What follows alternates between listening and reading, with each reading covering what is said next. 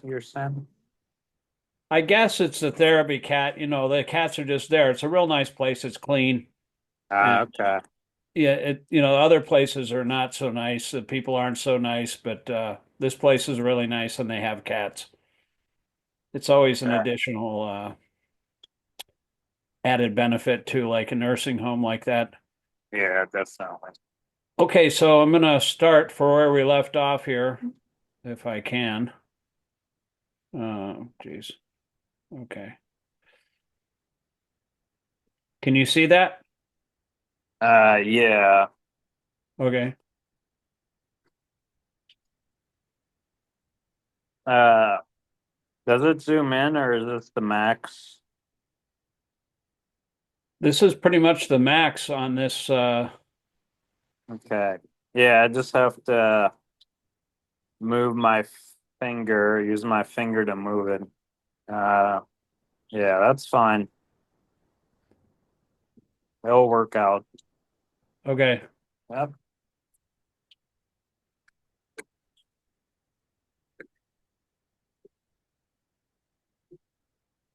Actually, I gotta.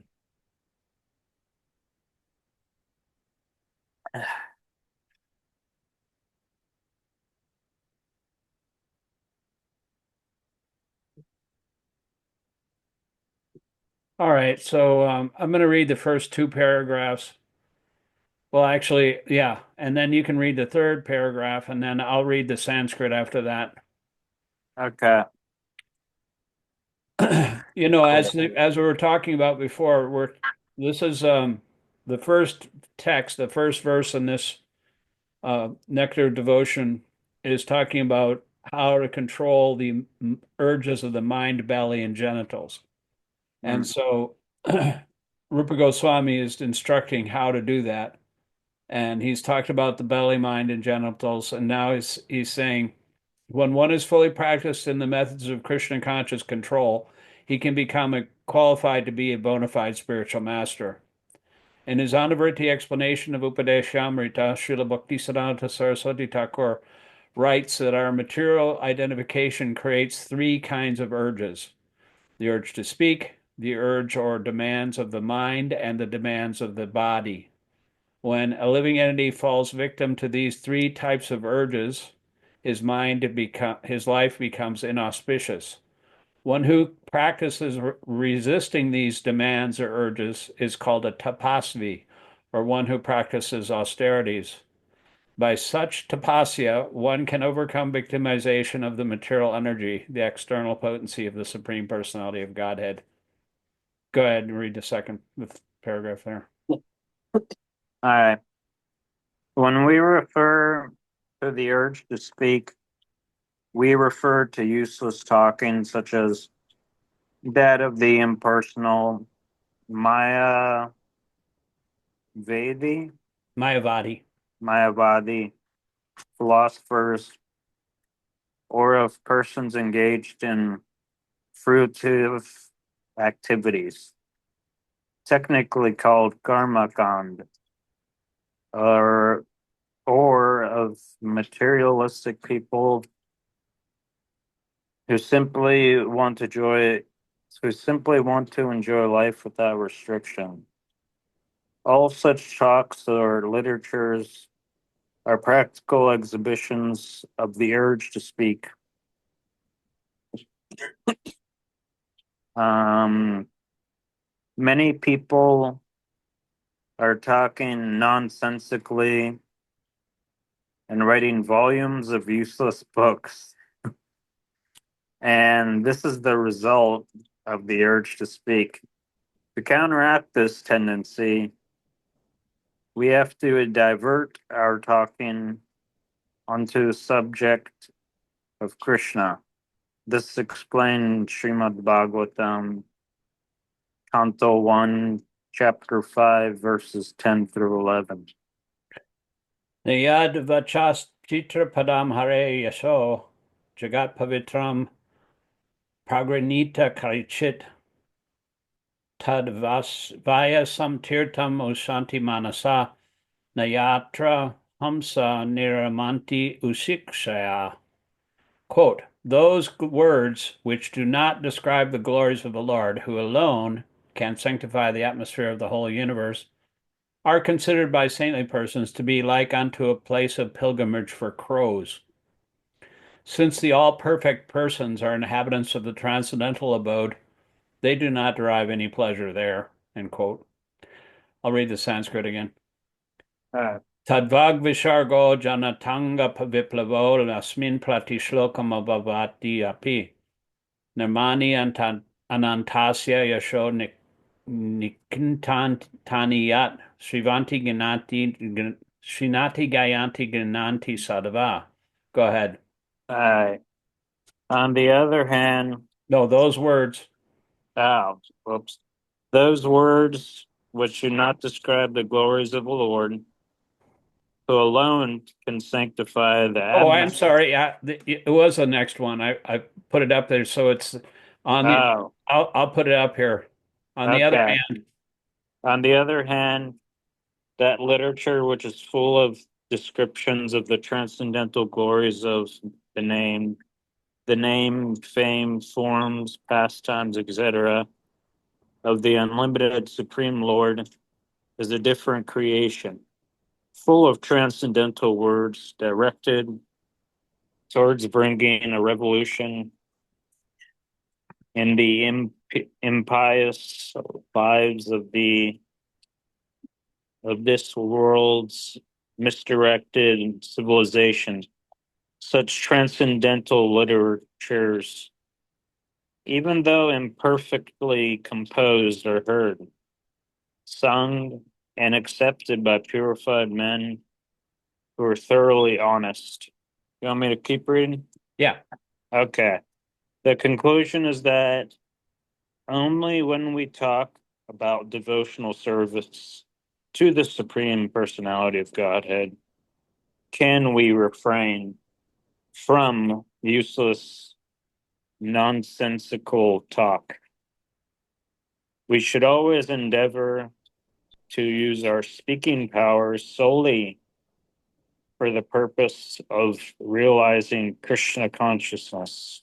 I'll read this one because it's full of Sanskrit. As for the agitations of the flickering mind, they are divided into two divisions. The first is called aviroda priti, or unrestricted attachment, and the other is called viroda yukta krodha, anger arising from frustration. Adherence to the philosophy of the Mayavadis, belief in the fruitive results of the Karmavadis, and belief in plans based on materialistic desires are called aviroda priti. Gyanis, karmis, and materialistic plan makers generally attract the attention of conditioned souls. But when the materialists cannot fulfill their plans and when their desires are frustrated, they become angry.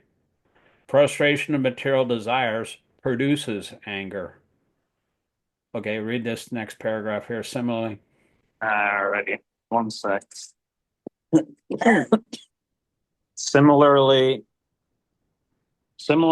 the demands of this body can be divided into three categories: the demands of the tongue, the belly, and the genitals.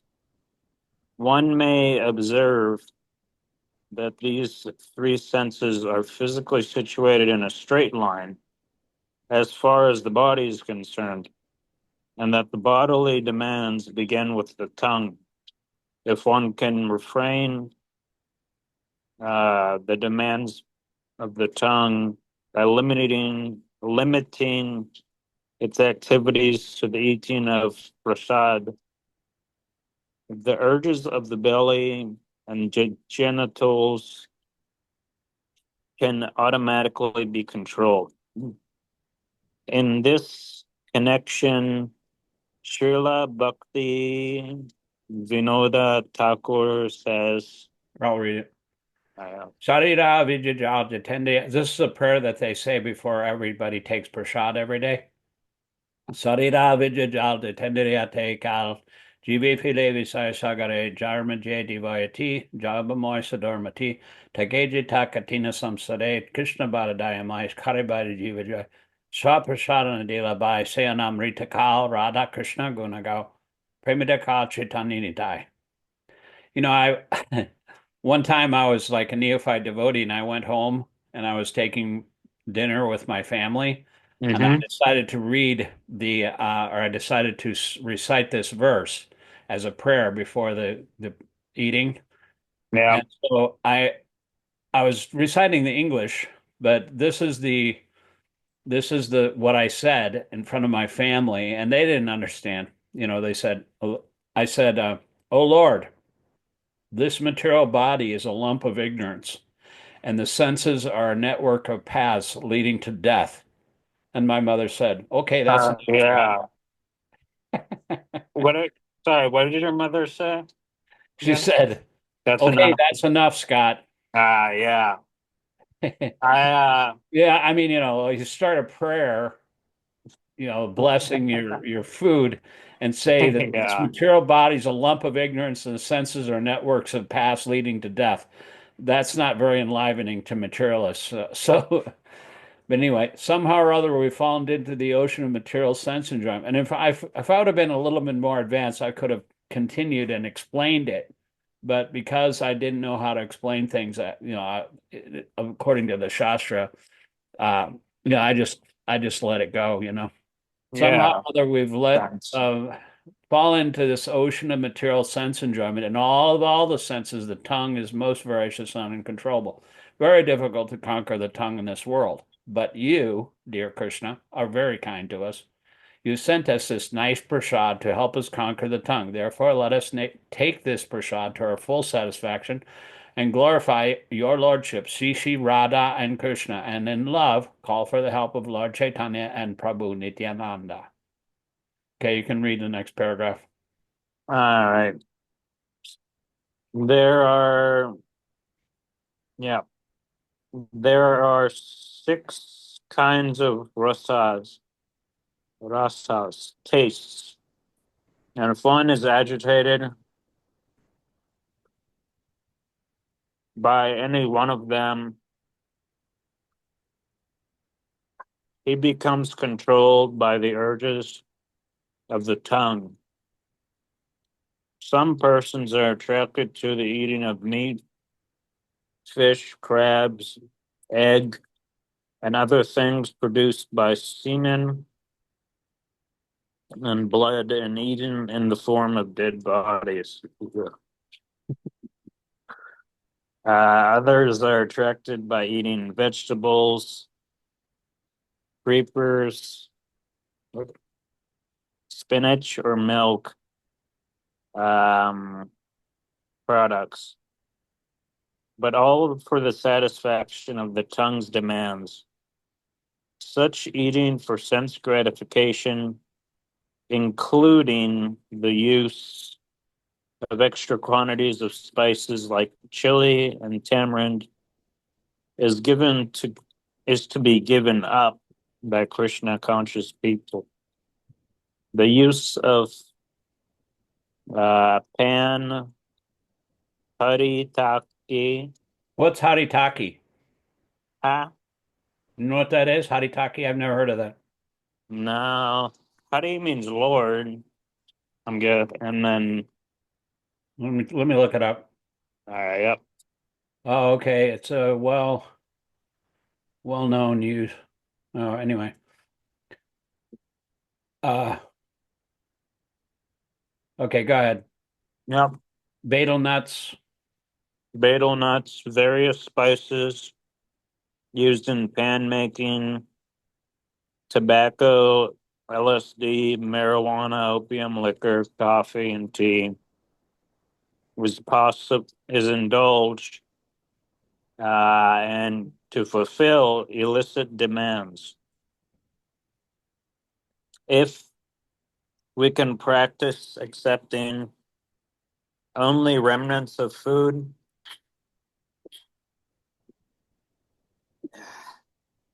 offered to Krishna, it is possible to get free from Maya's victimization. Vegetables, grains, fruits, milk products, and water are proper foods to offer to the Lord. as Lord Krishna himself prescribes.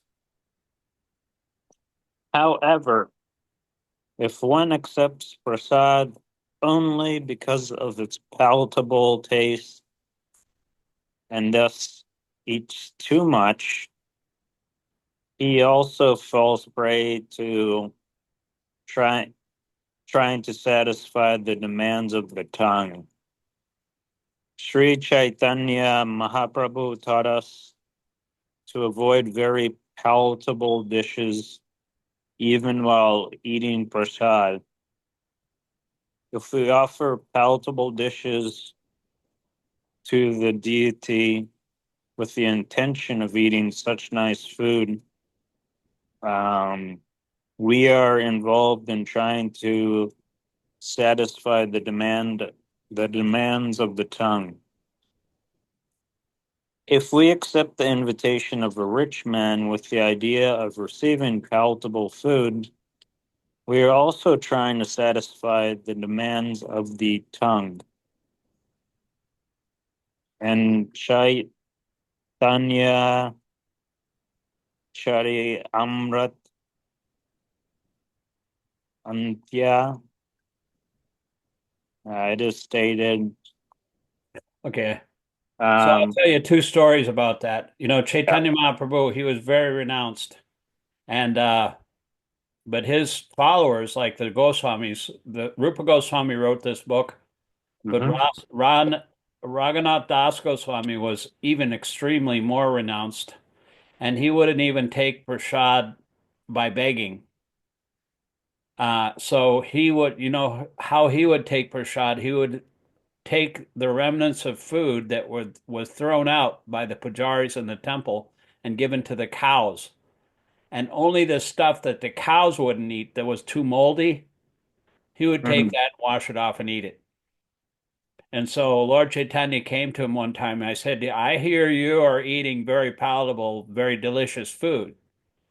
And he said, No, no, I'm not. You know, and he said, and so he grabbed some of it and he ate it, and he was very satisfied with his austerity. This is called austerity, you know, to forbid your tongue from you know, dragging you around. You know, everybody's attached to satisfying their tongue, belly, and genitals. They see some Yep. beautiful Yeah. girl, or they see some, they hear some very beautiful music, and they're just lit. The senses are like, they're like we're riding on a chariot, like horses, five horses. The tongue, the eyes, ears, nose, mouth.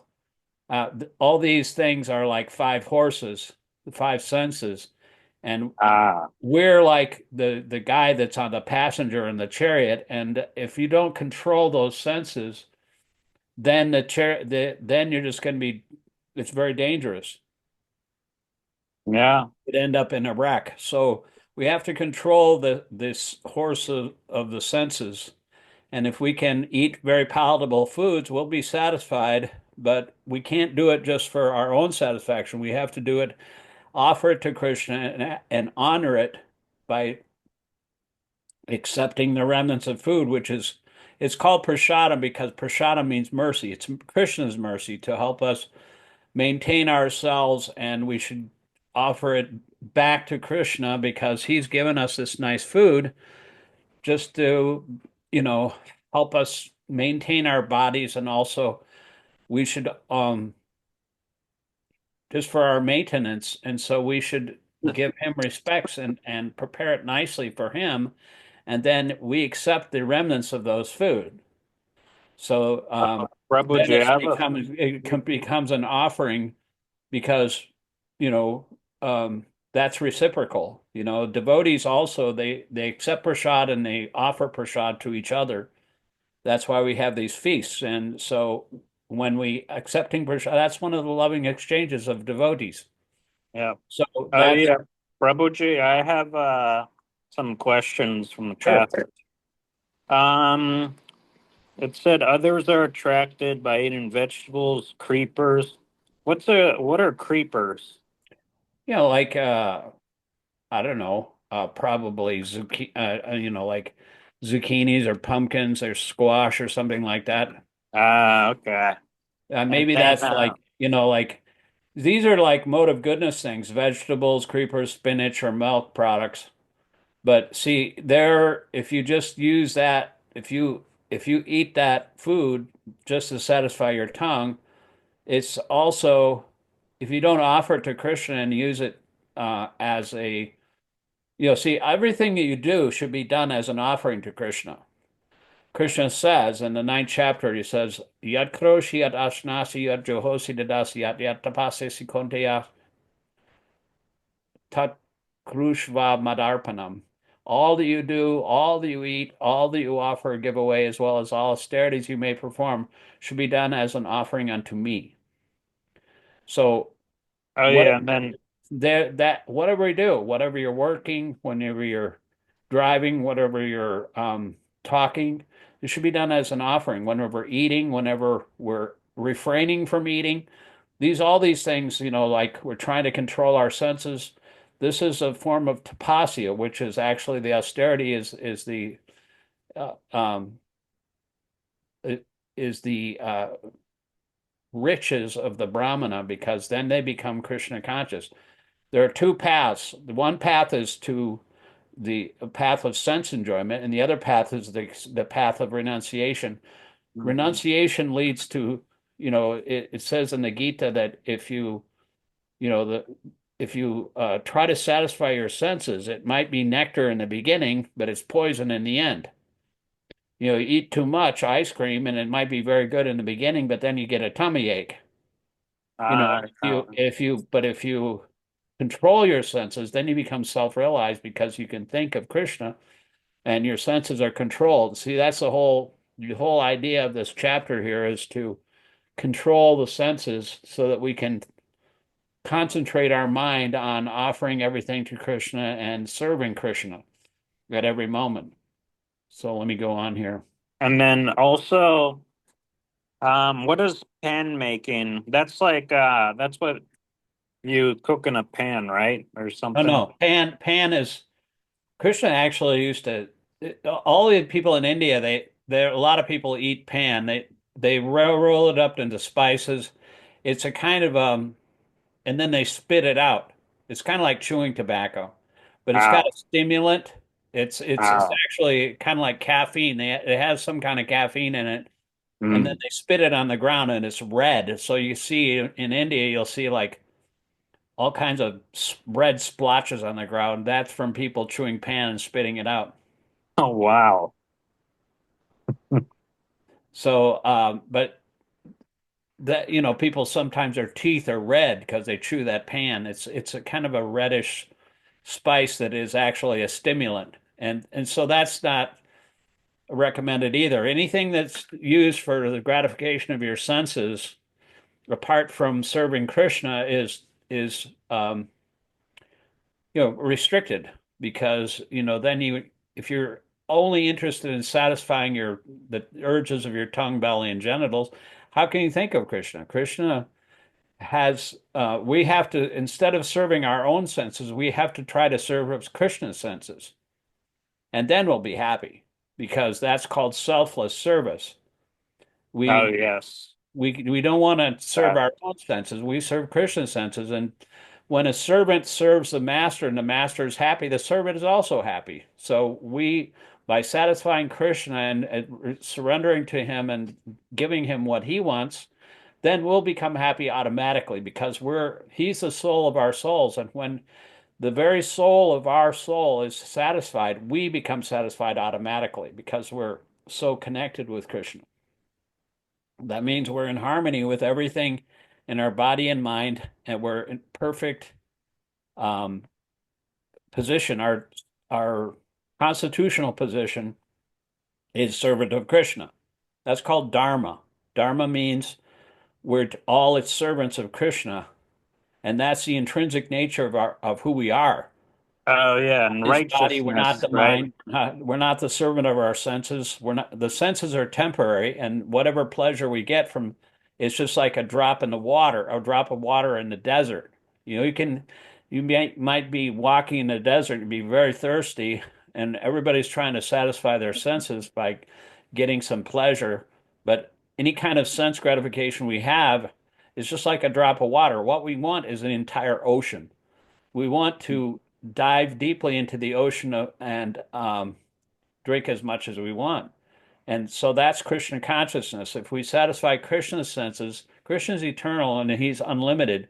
So it's an ever increasing um, competition between the devotee tries to serve Krishna and Krishna, as we surrender to him and serve him, Krishna gives us more to do, and it's just a reciprocation and it's unlimited. So that's why in my name, the Shikshastika prayers, it says it's an ever increasing ocean of transcendental bliss. Mm. Now, can anybody ever say in this material world that they have found the unlimited increasing ocean of happiness? Who says Yeah. that? Nobody, because nobody can. They're all attached to their senses, and so therefore they're only flickering happiness that they can attain by listening some beautiful music or reciting some poetry or whatever they do.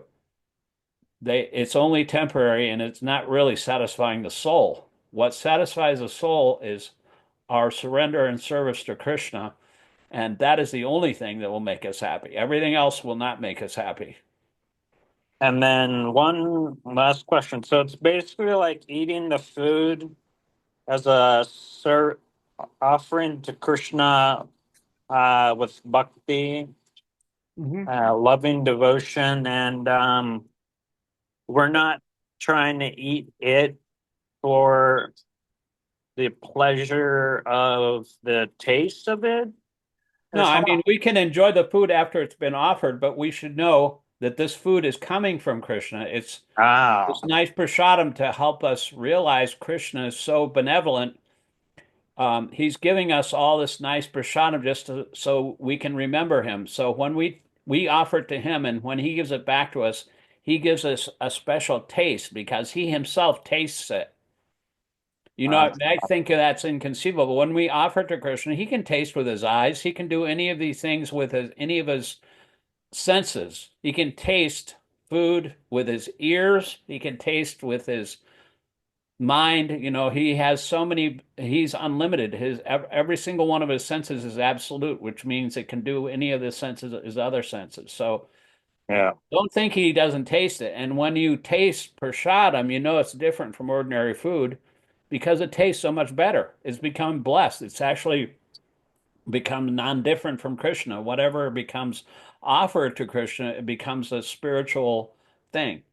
It's just Oh, like when you yeah. put a piece of iron in a fire, it Mm. becomes hot, it becomes red hot, and then whatever you touch it to turns to fire.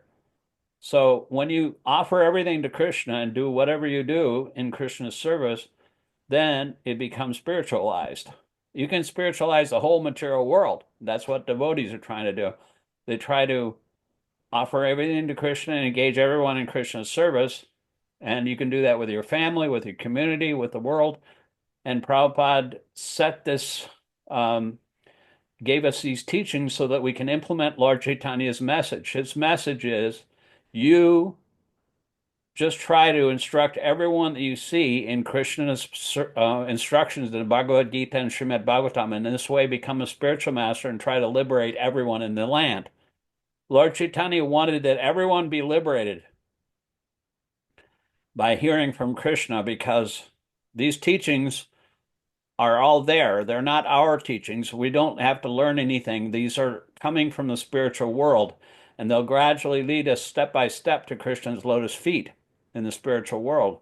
So all we have to do is listen and follow the instructions and act according to the instructions and surrender to it's a dynamic process because Krishna's a person, just like we're persons. But we have to follow the instructions of the spiritual master because you can't directly go to Krishna. You have to uh, understand a representative, understand who Krishna is by his representative. His representative is following the instructions. He's seen the truth, just like it Mm. says in the Oh, Bhagavad Gita. yeah. God realized. Yeah, I, whoever's, just try to learn this truth by approaching a spiritual master, inquire from him submissively. In other words, not challengingly, but submissively. Inquire from him submissively, ask him questions, And the self-realized soul can impart knowledge unto you because he has seen the truth. He Ah, knows who Krishna is, and he can give you Krishna. I guess I wonder like how the process works, like to obtain like a guru. Well, if you want a guru, Krishna will give you a guru. You just Ah, have to want him, and you have to want a spiritual master, and then you have to test uh, who is it that's most seeing who I can. There's so many qualified devotees, even in New Vrindavan, and just like Barshana Maharaj, he's very advanced devotee. He's opening up his temple. He built a temple right across from the Palace of Gold, and he's very, very qualified. And so you have to just test, see which person, when they're speaking to me and when I'm relating to them and communicating with them, who can I see Krishna most clearly through? They're a transparent via medium to Krishna. And and so, then like who can I understand this divine knowledge yeah, and yeah. such So in who can relation? clearly can clearly who can most clearly uh relate this knowledge to me? Whoever Ah, can see Krishna most clearly through and who enlivens you and inspires you to serve Krishna, that person is your guru. But you have to want that, and it's very much recommended. So just go on hearing and then test different people. But when you go to a place of pilgrimage like New Vrindavan, you should go there with the idea that you're going to look for listen to the people that are speaking and try to understand who is best qualified. And it's, this the disciple tests the guru to see who is best, who's attractive and inspiring, and the guru also tests the disciple. And then by that inquiring process and accepting the instructions, then you can see Krishna. And then if you accept formal initiation, then you're connected to Krishna, and then you can actually start on the path back to Godhead by indulging or by engaging in Krishna consciousness by service and surrender, and by reading these books and coming to class and worshiping the deities and chanting your Hare Krishna and avoiding all these things which are, you know, are distractions like meat eating, intoxication, illicit sex, and gambling. All these things are distractions from Krishna consciousness. Everybody's very much attracted to eating meat and having sex and partying. Every single thing that ordinary people do in this world, every single festival, every single sporting event, every single concert, is just an excuse to drink. So we have to avoid all that because it's just a distraction, and it takes us away from Krishna consciousness. So no, of course, naturally we have our hobbies and stuff, and yeah, that's but very the good. hobby should be our hobby should be directed toward serving Krishna, not serving our senses. That's what it means when you offer your food and when you're satisfying the demands of the tongue. Everything begins with the tongue. If you control your tongue by accepting only Krishna prasad, then the body's in a straight line. The tongue, belly, and genitals are in a straight line. And if you can control your tongue, you can control everything. And if you can control all of your senses, you can become a spiritual master and deliver everyone in the world because you are qualified to actually speak Krishna's message. Because Krishna, his message is already there. All we have to do is um, become a transparent medium, a spiritual teacher like our spiritual teacher, and present the same message. We don't make this up. We're not making anything up. This is Krishna's message, and we have to respectfully and humbly try to impart it to anyone who will listen. Okay. Yeah, Anyway, it's it's like getting kind of that. late here. I promised I would keep it down to 45 minutes to an hour. Um, it's like 10 minutes to 7 here, but I know we got on kind of late, but Uh, but my wife is Okay. calling for dinner. Is there any other questions you have before we wrap it up? Yeah, I guess so. Like with the hobbies and natural material interests, um, obviously it's a gradual, slow process. What do you mean by material interest? I mean, you have your occupation, you have Yeah, it's your like material, you have various different things that you do. Just do everything for Krishna, and then try to like say we have some different habits or whatever we have do during the day. Try right, to like offer that to Krishna's service, and do it as an offering. And then that habit that formerly used to be for our own senses and mind, or for our taste or whatever, that becomes spiritualized, and then we dovetail it. You know what a dovetail means? um, no, You dovetail your own interest into Krishna's interest. It's like a dovetail means changing. if you try to, like, say, for example, if you're a musician, you make music for Krishna.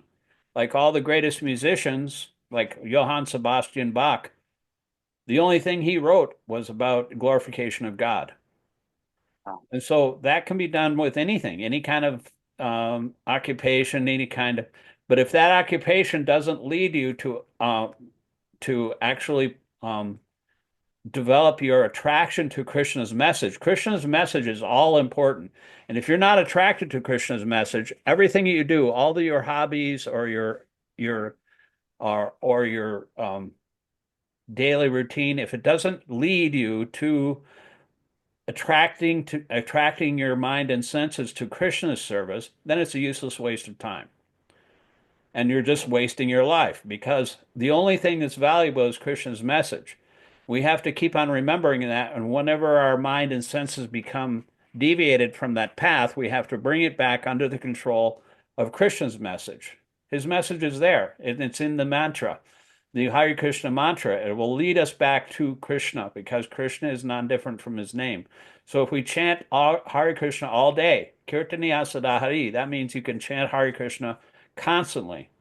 And so that is the only method to control the mind. If you're a little, you know, philosophically inclined, you can read these books too. And that is even better, because then you become a little bit philosophically, Krishna's words are eternal, and the Dharma that he's presenting here is always the same for everybody.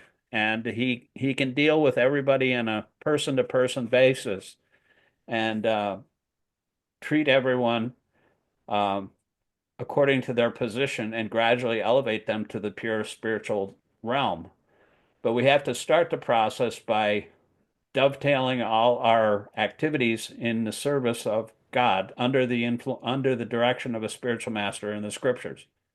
I guess what I meant by spiritual, I mean, material interests would be like watching sports, playing video games, stuff like that.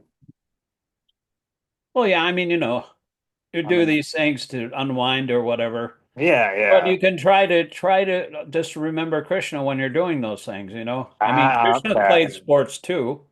I mean, he was playing with the cowherd boys. They would play hide and go seek, and they would like imitate the animals running around the forest, and they would Oh, do those yeah. play games and things like that. But if you're just do everything you have and centered it around Krishna, everything in India, everything, all the music, all the art, all the games, all the theater, all the architecture, everything was centered around Krishna, because Krishna is the cause of all causes, and he has directed us. Even the ashrams, the different levels of caste and orders of life, are Hmm. all manufactured by Krishna. The Brahmanas, Kshatriyas, Vaishyas, and Shudras, those are different orders of society, or castes of society, that are naturally there in human society. And if we follow the Varnashram Dharma system that Krishna has laid down for us, then we can gradually elevate ourselves. That's why it means the meaning of Aryan civilization. It's a progressive civilization from ignorance, where we're all born in ignorance. We're Yeah. all Shudras, we don't know anything. And Krishna That's why we say that prayer in the morning. Sarira, we say um, this. What is that verse?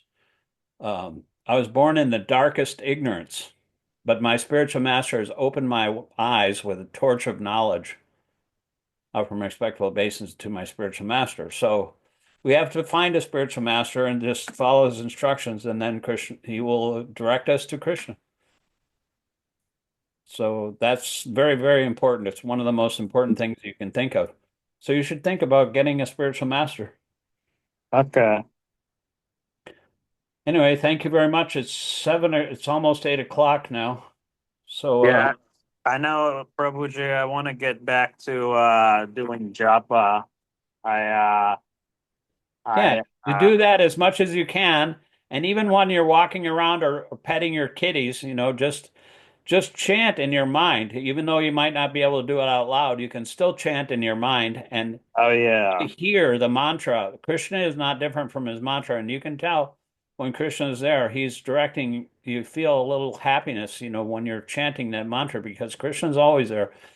He's, it's Yeah, it's like he's there in everything, but we have to actually take his instructions and be attracted by his name, form, qualities, and pastimes that and that's he's also always where revealing. it's like you also kind of feel his presence too. It's like, oh, Krishna. Yeah, whenever we're with the devotees and the kirtan and stuff, Krishna's there. Yep. Krishna, in the Bible, it says, where there's two or more of them gathered in my name, there I am in the midst of them. Anyway, thank you very much, Hamang. You're And welcome. Thank you. we'll see you next Sunday, Yep. hopefully. Zivi, I think she was like doing something else. But Sunday, maybe Sean will get on.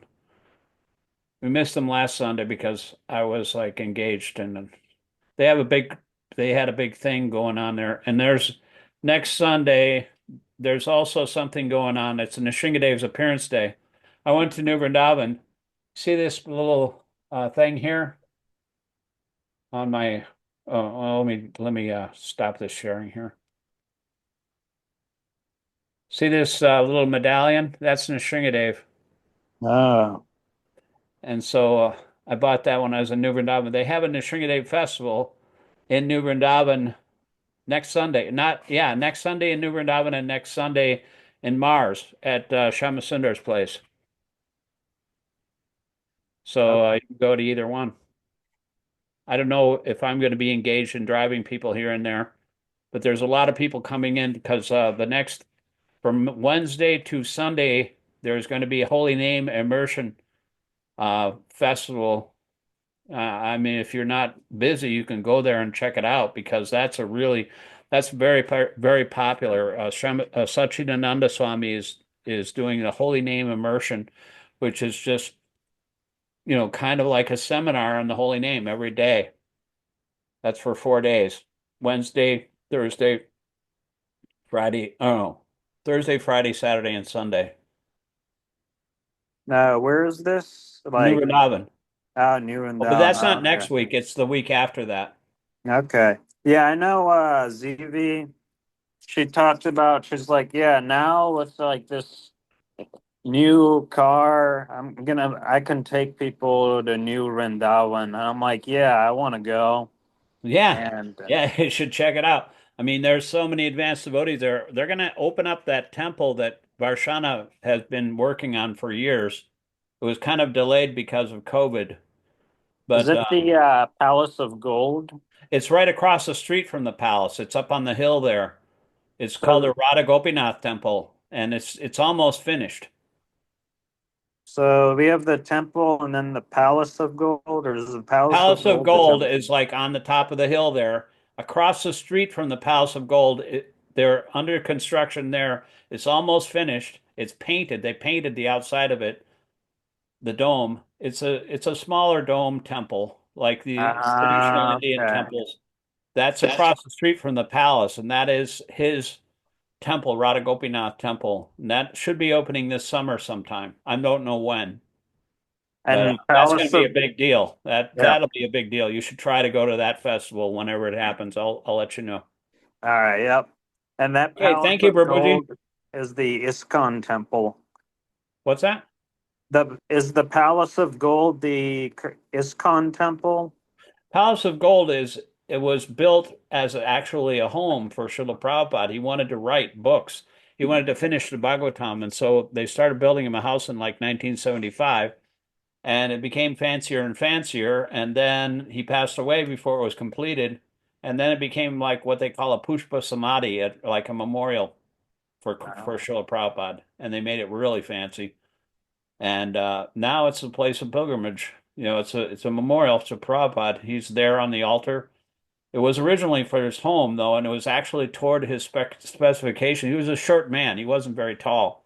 He was like five something, and Um, even the doors are short.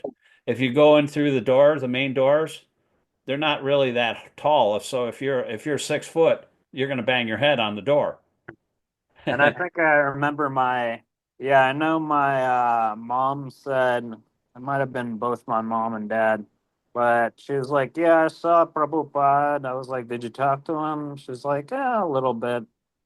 It was over in Brooklyn, New York. And I'm like, oh, that's cool. You and Prabhupada personally? Uh, she They might met have. him? They saw him in Brooklyn? Yeah. Oh wow, this must have been in early 70s. I mean, you weren't even born yet, were you? No, no. I'm the third child. Yeah, I mean, when were you born? In the 80s? No, 93. Oh, okay. So yeah, I was in New Vrindavan in 1977, the first time I went there, but Prabhupada was sick. He was actually in Vrindavan, and everybody was blaming themselves for Prabhupada being sick because they think, it says that if the disciples are committing sinful activities, it makes the spiritual master sick, and so everybody was very depressed, blaming themselves for Srila Prabhupada's illness. But he was 83 years old, and he just passed away in Vrindavan, India, and so. But he passed away in 1977, and I never got to meet him. And I was initiated by his first disciple, Kirtanananda. Oh, And but that's history, ancient history. I just turned 70 a couple of days ago.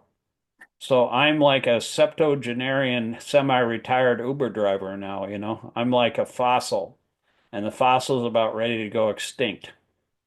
So I got to get my stuff together. I got to get get really serious because it happens really fast. Once you get older, you realize, you can't walk up the stairs as easily. You can't like do all the stuff you used to do. I mean, I used to run track when I was in high school. I had the school record for the 2 mile relay. oh I wow. can't do that anymore. Yeah. I can't even get up the stairs without making old man noises. Anyway, we'll talk to you later, Hemang. I got to go eat some dinner here. Yep. Hare All right. Krishna. Thank Hare you. Krishna, Hare Bol. Bye, Prabhu.